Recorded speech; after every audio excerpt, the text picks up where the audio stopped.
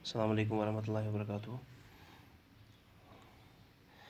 पिछली video lecture में हमने बात करी थी डिस्ट्रीब्यूशन ऑफ पॉपुलेशन की। डिस्ट्रीब्यूशन ऑफ पॉपुलेशन जो है इट मीन्स द पॉपुलेशन जो डिस्ट्रीब्यूशन ऑफ पॉपुलेशन जो है काफ़ी अनइवन है। ये थ्रू आउट वर्ल्ड अनइवन है और इंडिया में भी काफ़ी ज़्यादा अनइवन है। तो डिस्ट्रीब्यूशन ऑफ पॉपुलेशन की हम बात करें कि कहीं पर पॉपुलेशन जो है काफ़ी डेंस होती है और कहीं पर पॉपुलेशन काफ़ी स्पार्सली डिस्ट्रीब्यूटेड होती है। तो कहीं पर हाई डेंसिटी होती है, कहीं पर लो डेंसिटी होती है पॉपुलेशन की। अगर हम इंडिया की बात करें, इंडिया में उत्तर प्रदेश जो है एक ऐसा स्टेट है जिसकी पॉपुलेशन का साइज़ जो है that is 199.6 million people. That रफली contributes to 16.49% of the total population of India. तो इंडिया इसमें उत्तर प्रदेश में डेंसिटी ऑफ पॉपुलेशन काफ़ी हाई है। और डेंसिटी ऑफ पॉपुलेशन में सबसे ज़्यादा पॉपुलर स्टेट जो है इंडिया की वो है यूपी, उत्तर प्रदेश है। तो इसके कंपैरिजन में अगर हम हिमालयन स्टेट सिक्किम को देखें तो सिक्किम में पॉपुलेशन जो है that is only 0.5 million people who are inhabiting in Sikkim. तो पॉपुलेशन डेंसिटी जो इंडिया की है, अगर हम 2011 सेंसस को देखें, 2011 सेंसस के मुताबिक इंडिया की पॉपुलेशन डेंसिटी जो है that is 382 person living in per square kilometre. इससे ज़्यादा वर्ल्ड में डेंसिटी जो पॉपुलेशन की है वो बांग्लादेश और जापान की हायर एवरेज पॉपुलेशन डेंसिटीज़ है अदर दैन इंडिया। अगर हम इंडिया में बात करें सबसे ज़्यादा डेंसिटी ऑफ पॉपुलेशन कहाँ पर है तो वो बिहार में है। 2011 सेंसस के मुताबिक बिहार की डेंसिटी ऑफ पॉपुलेशन जो है that is there are 1102 persons 1102 person living in per square kilometre. इसके कंपैरिजन में अरुणाचल प्रदेश की बात करें तो अरुणाचल प्रदेश में लोवेस्ट डेंसिटी ऑफ पॉपुलेशन है, वहाँ सिर्फ 17 person are living in per square kilometre. मैं जो बात कर रहा हूँ कि डिस्ट्रीब्यूशन ऑफ पॉपुलेशन हमारे इस लैंडस्केप पर कैसे डिस्ट्रीब्यूटेड है, काफ़ी ज़्यादा अनइवन डिस्ट्रीब्यूशन है पॉपुलेशन की। कहीं पर पॉपुलेशन की डेंसिटी हाई है, कहीं पर पॉपुलेशन की डेंसिटी लो है। अगर हम इंडिया में देखें तो इंडिया में बिहार में सबसे ज़्यादा डेंसिटी जो पॉपुलेशन की है 2011 सेंसस के मुताबिक वो बिहार में है, there are 1102 person living in per square kilometre. इसके कंपैरिजन में लो डेंसिटी पॉपुलेशन जो है वो यहाँ अरुणाचल प्रदेश की है, जहाँ पर सिर्फ 17 person are living in per square kilometre. अगर हम एवरेज जो इंडिया की देखें डेंसिटी ऑफ पॉपुलेशन वो है 382 person are living in per square kilometre. तो हम देख रहे हैं कि डेंसिटी ऑफ पॉपुलेशन में जो इंडिया में हाई डेंसली पॉपुलेटेड एरियाज़ है, जिनको डेंसली पॉपुलेटेड एरियाज़ कहा जाता है, वो एरिया जहाँ पर पॉपुलेशन जो है there are more than 400 person living in per square kilometre, उसको हम डेंसली पॉपुलेटेड एरिया का नाम देते हैं। जो पॉपुलेशन है डेंसली पॉपुलेटेड एरियाज़ की, वो इतनी ज़्यादा डेंस इसलिए है क्योंकि वहाँ पर सॉइल जो है काफ़ी ज़्यादा फर्टाइल है। वहाँ पर प्रेसिपिटेशन जो है काफ़ी अच्छी प्रेसिपिटेशन होती है, गुड रेनफॉल होता है या सफिशेंट रेनफॉल होता है। वहाँ पर इरिगेशन फैसिलिटीज़ काफ़ी होती है, वहाँ पर और भी सुविधाएँ ज़्यादा होती है, जिसकी वजह से हम देख रहे हैं कि वहाँ की पॉपुलेशन डेंसिटी ऑफ पॉपुलेशन ज़्यादा होती है। अगर इंडिया में इनको एयर मार्क करें किन एरियाज़ में ज़्यादा डेंसली पॉपुलेटेड, कौन से एरिया जो है ज़्यादा डेंसली पॉपुलेटेड एरियाज़ हैं, उनमें हम देखेंगे कि सतलुज और गैंगेटिक प्लेन्स है, मालाबार कोस्ट प्लेन है, कोरोमंडल कोस्ट है।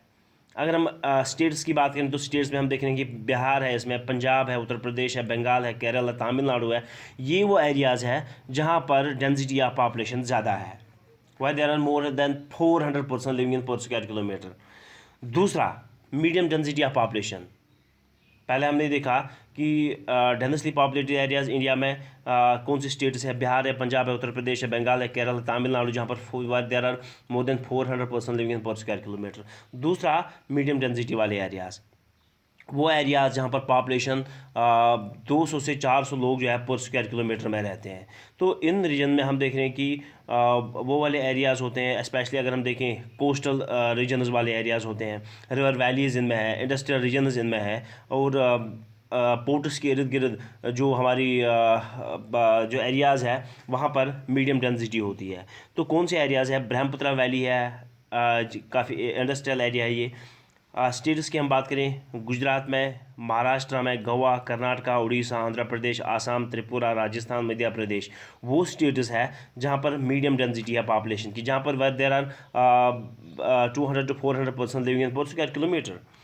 एंड आफ्टर दैट जो हमारी थर्ड कैटेगरी इसमें डेंसिटी ऑफ पॉपुलेशन में आती है वो है थिनली और द स्पार्सली पॉपुलेटेड एरियाज़।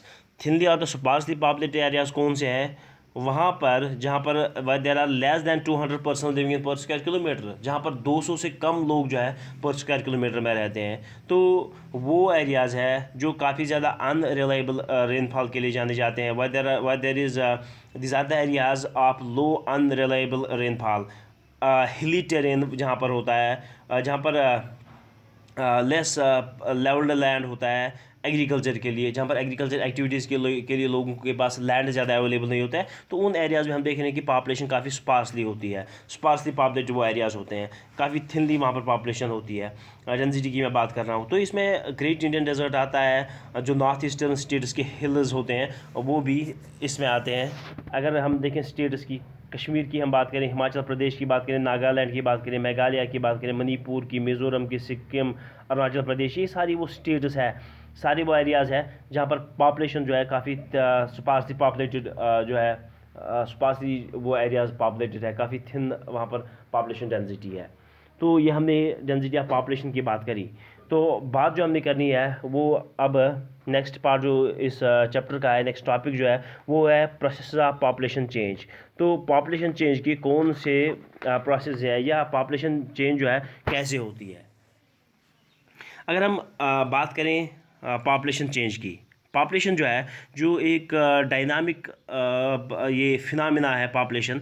इसमें हम देख रहे हैं कि जो नंबर्स है, डिस्ट्रीब्यूशन है, कंपोजिशन है पॉपुलेशन की, ये कॉन्स्टेंटली चेंज होती रहती है, क्योंकि ये सारी प्रोसेस जो है ये इंटरेक्ट करती है।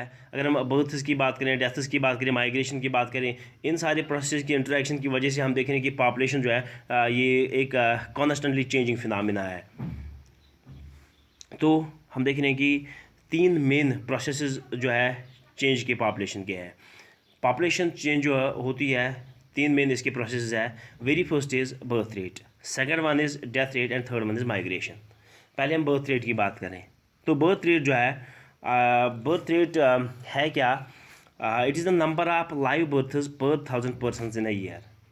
बर्थ रेट की मैं बात करूँ, इसको डिफाइन करूँ, बर्थ रेट का मतलब यह है कि लाइव बर्थ जो है कितनी सारी होती है पर 1000 पर्सनस में, एक साल में पर 1000 पर्सन में कितनी सारी लाइव बर्थ्स होती है, उसको बर्थ रेट कहा जाता है। तो बर्थ रेट जो है ये एक मेजर कंपोनेंट है पॉपुलेशन ग्रोथ का। इंडिया में या हम इंडिया की बात कर रहे हैं तो इंडिया में एक मेजर कंपोनेंट जो बर्थ रेट का है, मेजर कंपोनेंट जो पॉपुलेशन ग्रोथ का है वो है बर्थ रेट। और लास्ट 100 ईयर्स की हम बात करें, बर्थ रेट जो है it has always been higher than the death rate. Birth rate जो इंडिया की है पिछले 100 साल की बात कम करें तो बर्थ रेट काफ़ी ज़्यादा हाई है डेथ रेट से। तो इस वजह से हम देख रहे हैं कि पॉपुलेशन ग्रोथ जो है काफ़ी इंडिया में हुई है। सेकंड इंपॉर्टेंट आस्पेक्ट जो इसका है वो है डेथ रेट।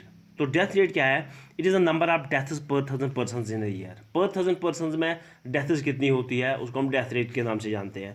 तो ये डेथ रेट जो है एक मेन काज होता है जो रेट ऑफ ग्रोथ होती है इंडियन पॉपुलेशन की, जो ये मेन काज जो है रेट ऑफ ग्रोथ का है।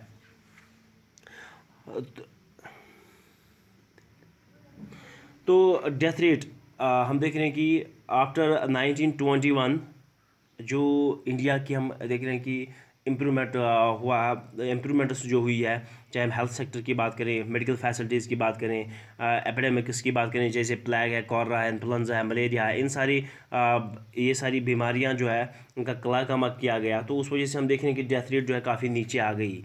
तो डेथ रेट को अंडर कंट्रोल किया गया और कॉन्सिक्वेंटली हम देख रहे हैं कि शार्प डेक्लाइन जो है डेथ रेट में आ गया। तो उस वजह से भी जो शार्प डेक्लाइन होता है डेथ रेट में, उस वजह से हम देख रहे हैं कि ग्रोथ रेट जो है बढ़ जाती है। तो थर्ड जो है माइग्रेशन है।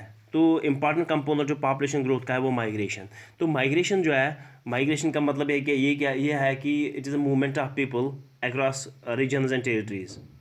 माइग्रेशन जो है मूवमेंट ऑफ पीपल है, चाहे वो एक कंट्री से दूसरी कंट्री में जाएं, चाहे वो एक रीजन से दूसरे रीजन में जाएं, चाहे वो इंटर स्टेट माइग्रेशन करें या इंट्रा स्टेट माइग्रेशन करें। तो इन सारी हम जो मूवमेंट्स होती है लोगों की, इसको हम माइग्रेशन कहते हैं। तो जनरली माइग्रेशन जो है तो 2 टाइप्स की होती है। एक जिसको इंटरनल माइग्रेशन कहा जाता है। इंटरनल माइग्रेशन की मैं बात करूँ, इंटरनल माइग्रेशन जो है जिसमें लोग मूव करते हैं एक जगह से दूसरी जगह तक, but this internal migration is with in the country.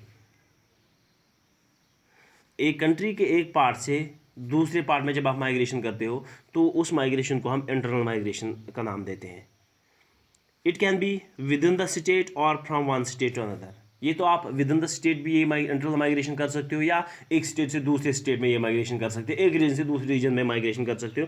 उस माइग्रेशन को हम इंटरनल माइग्रेशन कहते हैं। तो इंटरनल माइग्रेशन से हम देख रहे हैं कि कोई पॉपुलेशन का साइज जो है वो चेंज होता ही नहीं है, क्योंकि ये ओवरऑल हमारा जो ये असेसमेंट होता है, ये इनोमरेशन जो होती है इसकी, जो हमारा जो सेंसस डॉक्यूमेंट जो होता है वो सारी इंडिया की पॉपुलेशन जो है उसको काउंट करता है। तो पॉपुलेशन की नहीं, बाकी सारी इकोनॉमिक और सोशल आस्पेक्ट जो है, फिनोमेना जो है, उनको भी मद्देनजर रखा जाता है। लेकिन मैं इसकी बात कर रहा हूँ कि इंटरनल माइग्रेशन की वजह से पॉपुलेशन का साइज जो है वो चेंज होता ही नहीं है।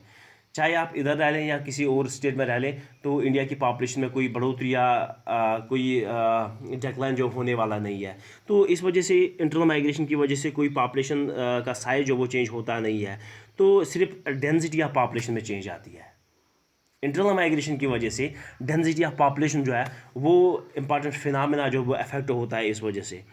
तो इंडिया में हम देख रहे हैं कि main cause of internal migration जो है उसको हम पुल एंड पुश फैक्टर कहते हैं। Main cause of internal migration that is pull and push factor. तो पुल एंड पुश फैक्टर जो है वो क्या है कि हम देख रहे हैं कि माइग्रेशन आजकल एक ट्रेंड जो हमारे यहाँ पर है कि लोग जो है वो रूरल एरिया से जाके वो अर्बन एरियाज़ में सेटल होते हैं या अर्बन एरियाज़ में माइग्रेट करते हैं। तो वो क्यों होती है? पुल एंड पुश फैक्टर्स कौन से हैं? जो राइजिंग पॉपुलेशन है रूरल एरियाज़ की, जो रूरल एरियाज़ में हमारे यहाँ पॉवर्टी है, अनएम्प्लॉयमेंट है, जो lack of demand of labour है, स्पेशली एग्रीकल्चरल जो हमारी एक्टिविटीज़ होती है रूरल एरियाज़ में, वहाँ पर लैक ऑफ जो डिमांड ऑफ लेबर है, उस वजह से भी लोग जो है वो अर्बन एरियाज़ की तरफ चलते हैं, अर्बन एरियाज़ की तरफ मूव करते हैं। तो जो इंक्रीज़ एम्प्लॉयमेंट अपॉर्चुनिटीज़ है, जो बेटर एजुकेशन है, जो लिविंग स्टैंडर्ड्स जो है अच्छे हैं अर्बन एरियाज़ में, उस वजह से भी लोग जो है वो माइग्रेट करते हैं from the rural to the urban areas. तो एक्सपेंशन है जो इंडस्ट्रियल सेक्टर में या सर्विस सेक्टर में अर्बन एरियाज़ में जो एक्सपेंशन हुआ है, इस वजह से भी हम देख रहे हैं कि लोग जो है वो अर्बन रूरल एरियाज़ को छोड़ के अर्बन एरिया जो है वहाँ पर सेटल होना प्रेफर करते हैं। तो ये फिनोमेना जो है माइग्रेशन का, इसे हम देख रहे हैं कि स्टेडी ग्रोथ ऑफ पॉपुलेशन जो हुई है टाउन्स और सिटीज़ में। टाउन्स और सिटीज़ में डेंसिटी ऑफ पॉपुलेशन जो है वो बढ़ चुकी है। अर्बन पॉपुलेशन जो है वो इंक्रीज़ हो चुकी है। अर्बन पॉपुलेशन की अगर हम बात करें, जो 17.29% था 1951 में, वो इंक्रीज़ हो चुकी है 2011 में 31.16%। ये इस वजह से अर्बन पॉपुलेशन में इंक्रीज़ का एक मेन वजह जो है वो है जो हमारे यहाँ इंटरनल माइग्रेशन होती है, जो लोग रूरल एरियाज़ को छोड़कर अर्बन एरियाज़ में सेटल होते हैं।